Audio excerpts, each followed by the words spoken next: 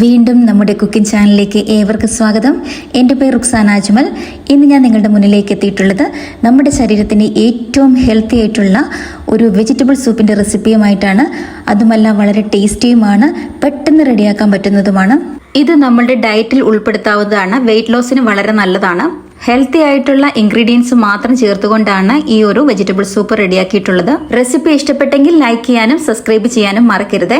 ഞാനിവിടെ vegetable soup റെഡിയാക്കാനായിട്ട് കുറച്ച് vegetables എടുത്ത് വെച്ചിട്ടുണ്ട്. ചെറുതായിട്ട് വട്ടത്തിൽ കട്ട് ചെയ്ത ബീൻസ് അരക്കപ്പ് എടുത്തിട്ടുണ്ട്. അതേപോലെ തന്നെ ക്യാബേജ്, ഒരു ക്യാബേജിൻ്റെ 1/4 ഭാഗം നീളത്തിൽ തിന്നായിട്ട് കട്ട് ചെയ്തതും എടുത്തിട്ടുണ്ട്. അതേപോലെ തന്നെ ക്യാരറ്റ് ഡൈസ് ആയിട്ട് കട്ട് ചെയ്തതും എടുത്ത് വെച്ചിട്ടുണ്ട്. ഒരു ക്യാരറ്റാണ് ഞാനിവിടെ കട്ട് ചെയ്ത് വെച്ചിട്ടുള്ളത്. ഇത്രയും വെജിറ്റബിൾസ് ആണ് ഒരു പ്ലേറ്റിൽ ഇരിക്കുന്നത്. ഇനി അടുത്ത പ്ലേറ്റ് എടുത്ത് വെച്ചിട്ടുള്ളത് ഒരു പകുതി ക്യാപ്സിക്കം ചെറുതായിട്ട് കട്ട് ചെയ്തത്, പിന്നെ ഒരു തക്കാളി ചെറുതായിട്ട് കട്ട് ചെയ്തത്. ഇനി എടുത്ത് വെച്ചിട്ടുള്ളത് കുറച്ച് ചീരയാണ്. ചീര 2ആയിട്ട് മാത്രം കട്ട് ചെയ്തിട്ടുള്ളൂ. ഇനി ഇതിലേക്ക് വേണ്ട ഒരു പ്രധാനപ്പെട്ട ഐറ്റമാണ് മഷ്റൂം, അതായത് കൂണ് നന്നായി കഴുകി വൃത്തിയാക്കിയതിന് ശേഷം അതിൻ്റെ പുറമേ ഉള്ള സ്കിന്നെല്ലാം നീക്കം ചെയ്തിട്ട് ചെറുതായിട്ട് നീളത്തിൽ കട്ട് ചെയ്തതാണ്. അതും കൂടി എടുക്കുക. പിന്നെ വേണ്ടത് കോണ്, അതായത് ചോളവും എടുത്തിട്ടുണ്ട്. ഇനി ഇത് കുക്ക് ചെയ്യാനായിട്ട് ഒരു കടായി അടുപ്പത്തേക്ക് വെച്ചിട്ടുണ്ട്. അതിനകത്തേക്ക് കുറച്ച് ബട്ടർ ഇട്ട് കൊടുക്കാം. ബട്ടർ മെൽറ്റായി വരുമ്പോഴേക്കും അതിനകത്തേക്ക് ആദ്യം ഇട്ട് കൊടുക്കേണ്ടത് ഇഞ്ചി, വെളുത്തുള്ളി, പച്ചമുളക്, ഈ വക സാധനങ്ങളാണ്. 5 വെളുത്തുള്ളിയാണ് എടുത്തിട്ടുള്ളത്. അതിനെ ചെറിയ ചെറിയ പീസസാക്കി കട്ട് ചെയ്തതാണ്. അതേപോലെ ഒരു ചെറിയ കഷ്ണം ഇഞ്ചി ചെറുതായിട്ട് കട്ട് ചെയ്തത്, അതേപോലെ ഒരു പച്ചമുളക് വട്ടത്തിൽ കട്ട് ചെയ്തത്. ഇതെല്ലാം കൂടെ ഈ ബട്ടറിലേക്ക് ഇട്ട് കൊടുത്തിട്ട് നന്നായിട്ടൊന്ന് ഇളക്കി യോജിപ്പിച്ചെടുക്കുക. ഇനി ഇതിലേക്ക് വേണ്ടത് ഒരു ചെറിയ സബോള ചെറുതായിട്ട് കട്ട് ചെയ്തതും കൂടി ചേർത്ത് കൊടുക്കാം. ഇതിനെയെല്ലാം കൂടെ ഈ ബട്ടറിൽ ഇട്ടിട്ട് ചെറുതായിട്ടൊന്ന് വഴറ്റിയെടുക്കുക. ഒരുപാട് വഴന്നു പോകുകയൊന്നും വേണ്ട, അതായത് ഒരു പച്ചരുചി ഒന്ന് മാറിയാൽ മാത്രം മതിയാകും. ഇനി ഇതിലേക്ക് നമ്മൾ കട്ട് ചെയ്ത് വെച്ചിട്ടുള്ള ക്യാരറ്റ് ആദ്യം ചേർത്ത് കൊടുക്കാം. പിന്നെ ബീൻസ്, പിന്നെ ക്യാബേജ്, ഇതെല്ലാം കൂടെ ചേർത്ത് കൊടുക്കാം. ഈ സൂപ്പ് റെഡിയാക്കാനായിട്ട് ബട്ടറിന് പകരമായിട്ട് നെയ്യ് ചേർത്ത് കൊടുക്കാം, അല്ല എങ്കിൽ ഒലിവ് ഓയിൽ ചേർത്ത് കൊടുക്കാവുന്നതാണ്. ഇനി ഇതിലേക്ക് 1 ടീസ്പൂൺ അളവിൽ ഉപ്പ് ഞാൻ ചേർത്ത് കൊടുക്കുന്നുണ്ട്. ഉപ്പൊക്കെ അളവ് നിങ്ങളുടെ ആവശ്യത്തിനനുസരിച്ചിട്ട് ചേർത്ത് കൊടുക്കാം. എന്നിട്ട് ഇതിനെ നന്നായിട്ടൊന്ന് ഇളക്കി യോജിപ്പിച്ചെടുക്കുക. ഈ പച്ചക്കറികളെ ഒന്നും ഒരുപാട് വഴറ്റിയെടുക്കുകയൊന്നും ചെയ്യരുത്, അത് പ്രത്യേകം ശ്രദ്ധിക്കുക. ഇതൊരു സൂപ്പാണ്, അതുകൊണ്ട് തന്നെ ഇതിൻ്റെ പച്ചരുചി മാറുന്നിടം വരെ മാത്രം ഇളക്കിയെടുത്താൽ മതിയാകും. ഇനി ഇതിലേക്ക് ചെറുതായിട്ട് കട്ട് ചെയ്ത് വെച്ചിട്ടുള്ള കൂണും കൂടെ ചേർത്ത് കൊടുക്കാം. അതും കൂടെ ചേർത്ത് കൊടുത്തിട്ട് നന്നായിട്ട് ഇളക്കി യോജിപ്പിക്കുക. വേകാൻ കുറച്ച് താമസമുള്ള വെജിറ്റബിൾസ് ആദ്യം ചേർത്ത് കൊടുക്കുക. അതിനുശേഷം വേവ് കുറവുള്ളത് ചേർത്ത് കൊടുക്കുക.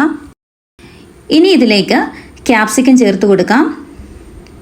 അതേപോലെ തന്നെ ചെറുതായിട്ട് കട്ട് ചെയ്ത ഒരു തക്കാളി അതും ചേർത്ത് കൊടുക്കാം.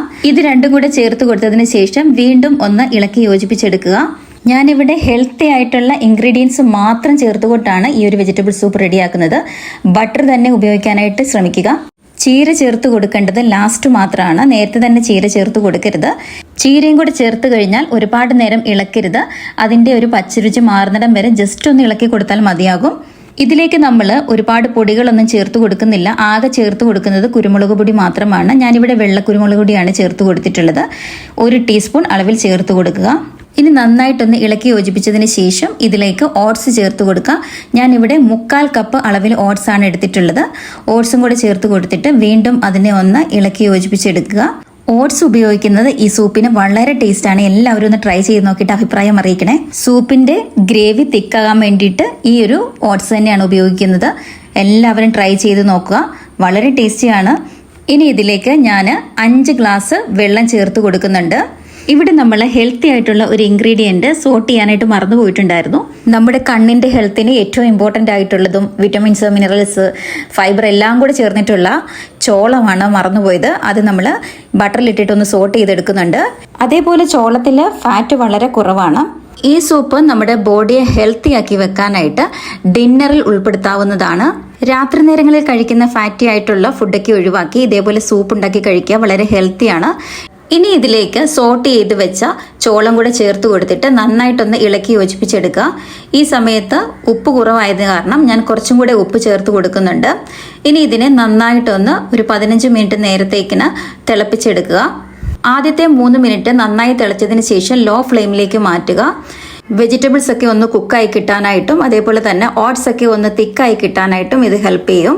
ഇതിലേക്ക് കുറച്ചും കൂടെ ഉപ്പ് ചേർത്ത് കൊടുത്തിട്ട് ഞാൻ ഇതിലേക്ക് ലാസ്റ്റ് ആയിട്ട് ചേർത്ത് കൊടുക്കുന്നത് മല്ലിയിലയാണ്. മല്ലിയില ഒന്ന് സ്കിപ്പ് ചെയ്യരുത്. ഇനി ഇതിനെയെല്ലാം ഇളക്കി യോജിപ്പിച്ചതിന് ശേഷം കുരുമുളക് പൊടിയുടെ ടേസ്റ്റ് കുറവാണെന്നുണ്ടെങ്കിൽ ഒരു 1/2 ടീസ്പൂൺ അളവിൽ കുരുമുളക് പൊടിയും കൂടെ ചേർത്ത് കൊടുക്കാം.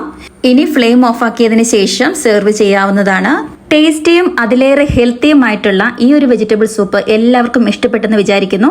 റെസിപ്പി ഇഷ്ടപ്പെട്ടെങ്കിൽ ലൈക്ക് ചെയ്യുക, സബ്സ്ക്രൈബ് ചെയ്ത് സപ്പോർട്ട് ചെയ്യുക. ഈ ഒരു റെസിപ്പി ഉണ്ടാക്കിയതിന് ശേഷം ഇതിനെക്കുറിച്ചുള്ള അഭിപ്രായങ്ങളും നിർദ്ദേശങ്ങളും കമന്റ് ബോക്സിൽ അറിയിക്കുക. അടുത്ത ദിവസം മറ്റൊരു റെസിപ്പിയുമായിട്ട് വരും വരേക്കും ഗുഡ് ബൈ.